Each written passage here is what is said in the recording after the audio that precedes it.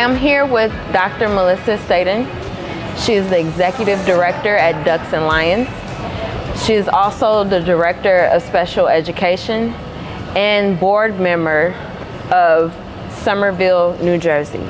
Hi, thank you for having me. Thank you for joining us today. So tell us about trauma-informed education in your school district and over the course of your professional career. So it honestly did start when my husband and I found our son in a Bulgarian orphanage.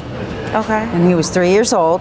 And at that point, I had my master's degree in special education, was a high school special education teacher, an expert in behavior management. And my son started to have behaviors that made no sense to me. And I was an expert, and I was terrified. Right, because things that I had been taught to do and were teaching other people to do were not working. Oh, okay. So what I learned through the course of much exploration and contemplation was that my son had developmental trauma as a result of what had happened to him as a child. Okay. One of the first articles that I ever read was by Dr. Bessel van der Kolk, who is still a big mover in the trauma-informed work. And so he helped me understand that there's nothing wrong with my son, but that his brain was growing differently. It's like saying that a person with autism has something wrong with them. No, they just have autism. Right. A person who's blind doesn't have anything wrong with them, but they don't use their eyes as a part of their senses. Right. So when I started to realize that, I immediately understood as an educator that his teachers needed to understand. Okay. That he needed to feel safe, that he needed to feel connected to you. And if he didn't, then he wouldn't learn and couldn't learn.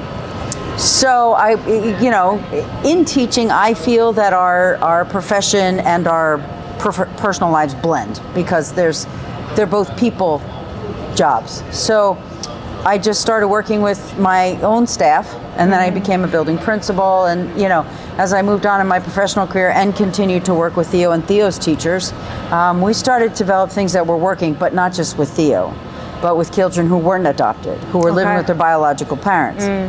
And then in 1997, Dr. Anda and Dr. Folletti conducted what has become one of the most statistically significant studies of all time, the Adverse Childhood Experiences Study.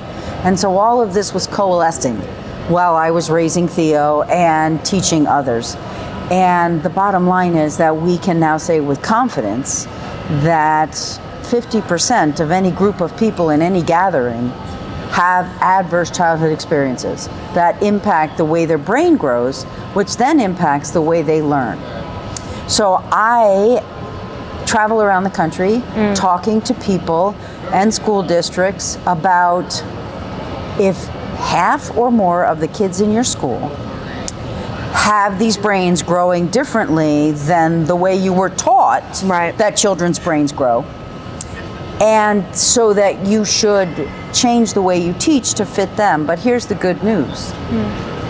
If you treat every child in your classroom as if they had the brain of a child with trauma, all of your kids would do better. So the idea is not, find all your kids with trauma, raise your hands if, and stay over here in this classroom, in the basement, The opposite needs to be true, because teachers are they're being prepared to teach as a profession and not being taught about this brain science. So step one, we need to teach the incoming teachers. The child development course that all educators have to take needs to be updated. Okay. It's not like we have to throw out everything we used to know, but we have to add what we know now. And then schools need to start shifting toward trauma responsive schools. So that, because really, people say to me, what's a good strategy to do in a classroom for a child with trauma? And the answer to that is build a relationship. So I said, Theo did very well when he felt like you got him. Okay. And so I start to tell teachers, look, if you're a great teacher, keep being a great teacher. But do every one of the kids in your class know you've got them. Because if you do that, the kid who's becoming the most unlikable needs you actually the most. And research from people like Vander Kolk and Siegel and Bruce Perry are showing us over years that we've been looking at this, that schools that are trauma informed from K-12, pre-K-12, are healing children of trauma. Okay. So we're healing the world. If you can understand the brains and how they're impacted by what happens to you, and keep that in the back of your mind while you do your great teaching, math teaching, phys ed, to whatever it is that you teach, your students are going to have better outcomes. And so school districts across the country, that there are a couple in Wisconsin and Washington State and Massachusetts and actually in New York as well, that have been tracking their own outcomes for about 5 or 6 years. Attendance improves dramatically. There are no tardy kids. There are no suspensions. In my school, I haven't had a child reported for bullying in 3 years. No, I didn't heal all the families in the neighborhoods. I don't have the capacity to do that. But I've created a place that kids come for 8 hours, 180 days a year, and we're healing their brains. They are going to grow up more resilient adults, and they are going to raise more resilient children. So it is a school issue, but it's a national issue. And it's mental health. It's excellent teaching. So it covers everything that schools need to be doing anyway. Okay. So would you say this is the fight of a school board member? Is this the fight of a teacher? Is this the fight of a principal, superintendent, the community? Yes, it's parents, everybody's fight. Everybody. Because it's all of us. All of us have some kind of adverse childhood experiences. So first we have to learn about what's happened to us. Right. And how does that impact who we are? For better, by the way, or worse. Because there's positive experiences in our childhood as well. Right. And they should be counted and noted as a part of this and held up, because they probably will mitigate, in many cases, some of the adverse things that you've been exposed to. I talk to school boards all the time. As a school board member myself, I understand their view, the bird's nest view really that they have of the school district. So if school boards understand just a little bit about this brain science and a little bit, so what does a trauma-informed school do that our school's not doing? They can make sure that the goals are set and that then the money follows to get this work done. But it's also, as a building principal and a school board member, it's some of the cheapest, most impactful work I've ever done. Okay. It doesn't have to be expensive. Okay. And I've seen, I've had principals call me, can you come and train my school? So I can go in that way. I've had superintendents call me and say, come and meet with my principals. I've had superintendents call and say, come and meet with my counselors. This is not only a counselor issue, because if you teach the math teacher about the brains of kids with trauma and they factor that into the way they teach math, they're healing trauma. They're not becoming counselors. But the other thing that happens in these schools is the counselors are happier and healthier. Right. Because they're not overburdened. Right. And they're actually working with some of the kids in great crisis. Okay. Even in a trauma-informed school, you are going to have kids who have things happen to them and they go into crisis, and then the counselor is available for them. Because the children who have had other things happen to them, who are getting the care that they need in science and math and history class, then they don't need the counselor. They're becoming resilient. And there's brain science to show that it's healing their brain. Right. So you wear many hats, as I introduced you to our listeners. Can you tell us about your organization, Ducks and Lions? So I named it Ducks and Lions because that's the metaphor I use. Okay. One of the things that I learned healing my own son was that if you get everything that you need as a child, not necessarily everything you want, right? But you don't worry about being hungry. Okay. You don't lie in bed worrying about the heat's going to go out and you're going to be cold, or you don't hear people fighting.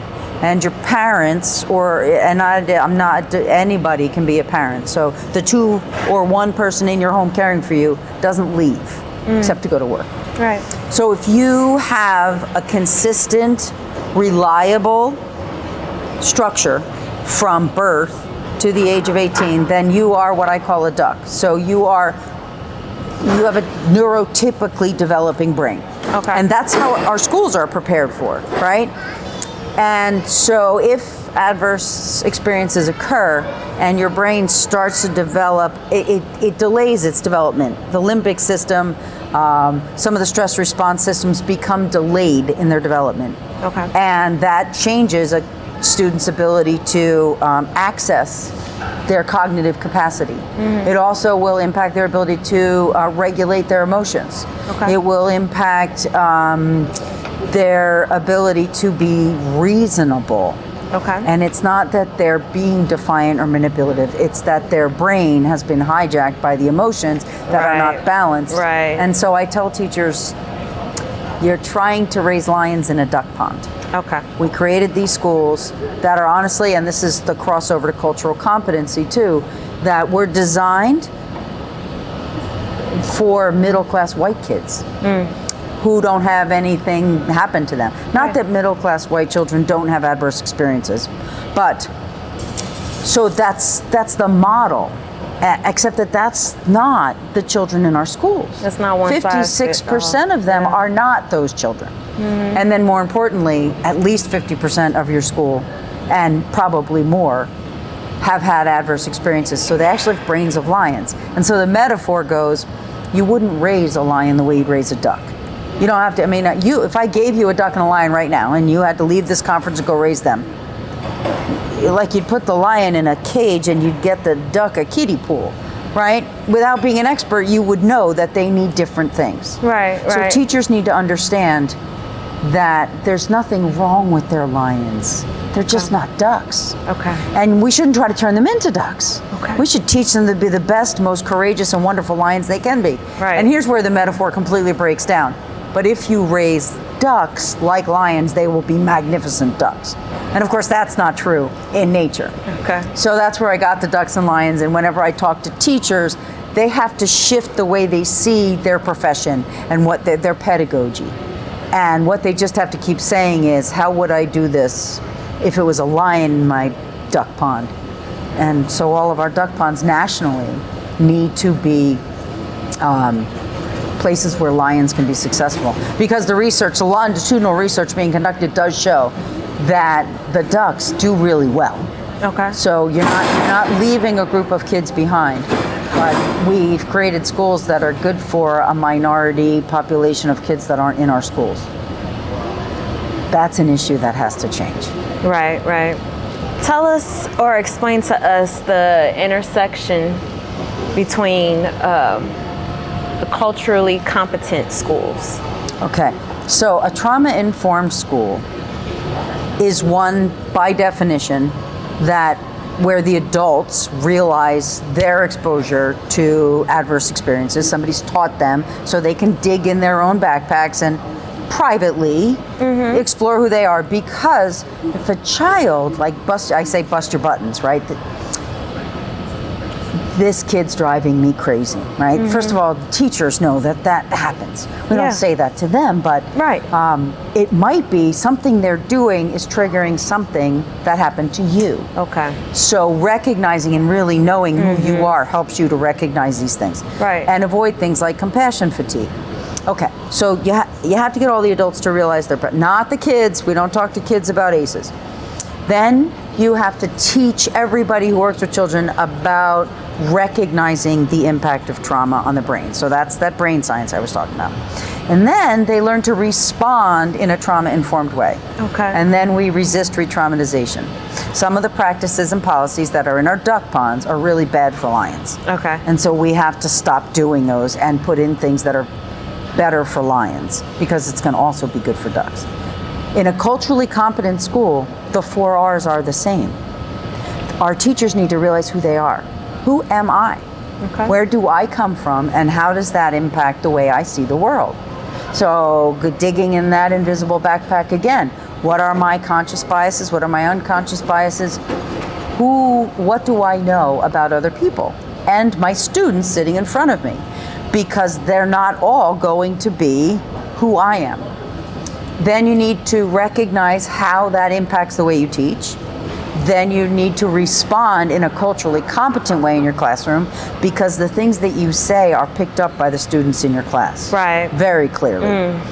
And then ongoing, same thing, you need to resist re-traumatization. We need to create schools where all of our students succeed. And if we keep having the same groups of kids in our achievement gap, if you will, Right. then it's not the kids. Our system's doing something wrong for Right. them. And that would be said for kids of trauma as well. So I create schools that are good for kids of trauma, because the process of helping teachers through that, in addition to helping them understand their culture, creates a place where children who look like all the different colors of the rainbow belong and are seen. How can our listeners find you for more information? And even you mentioned that you have training for different teachers and school districts on how to begin to connect with their students. So at a school board convention, some might say I'm crazy to offer, but I, as a sitting school board member, I will train any school board anywhere in the country, anytime, for free. So I can do it by Zoom, and it can be a public meeting if you want, or a work session, and I will just talk to you about some of these things and how they intersect and what you can do. Aside from that, I can go into schools and meet with your school leaders. I do strategic planning. I do boots on the ground with the teachers. I do ongoing coaching. What I believe, as a building administrator myself, if you want to impact change, the key resource you have is your people. Right. Your teachers, your adults, Right. all of them, all of your adults. And so if I train them, I'm training them to be the experts. So when I leave, they can make this work for them. Okay. Every time I do it, it looks different, because every school is different, every community is different. And they can find me by Googling my name, but also traumasensitive.com is my website. And I'm happy to talk to anybody. Will you also train parents? 'Cause Yes. You mentioned that you experienced some of the connecting Yes. with the child and their teacher needing to connect with them. Maybe some parents out there that's frustrated right now Yes. and is looking for Absolutely. an answer. And the other thing I tell schools is, and if you're uncomfortable doing it as a school official, bring me in, because I'm not from the community. Right. And I will have community nights Okay. and talk to parents in the community about the hope for healing, because it's very hopeful work. Right. And so yes, the parents definitely need to know. Parents can individually reach out to me as well. I've written 5 books. I'm writing my 6th book. They're all on my website. The first one actually I wrote with my son. Oh, okay. Because he graduated high school and said, "Mom, you have to tell all the teachers." And I said, "Well, what would I tell them?" And he came downstairs with a list of 20 things I should tell them. And I had no idea he had realized as a student Right. what really worked for him. So that book is the 20 things teachers need to know. Okay. And then I've written a book about how to weave the arts through your curriculum, because that will heal trauma. Okay. A book with Adam Lanningham on the intersection of gifted kids Okay. and trauma. Please don't hear that gifted kids are all traumatized. Sometimes people put those two, but gifted kids think differently than non-gifted people. And so trauma will impact them in a unique way. Okay. And now I'm writing a special educator's guide to trauma, because my whole love in education is special education. And so we need to write trauma-informed IEPs. So I'm writing a book about that right now. Okay. Do you have a YouTube channel that they can also watch? Not yet. Okay. I'm working on it. I actually really need a millennial, anybody out there who wants to work for me, who will, I tweet occasionally, and so no, I'm not on YouTube yet. I do have a couple of shorts on YouTube, but it's not a YouTube channel or anything. Okay. Well, we hope to see you there soon. You'll definitely see this interview there. Terrific. Yes, but thank you for joining us, Dr. Melissa Sadin. And thank you so much for having me. I am Alexis Flowers with issueseneducation.net. Thank you for listening.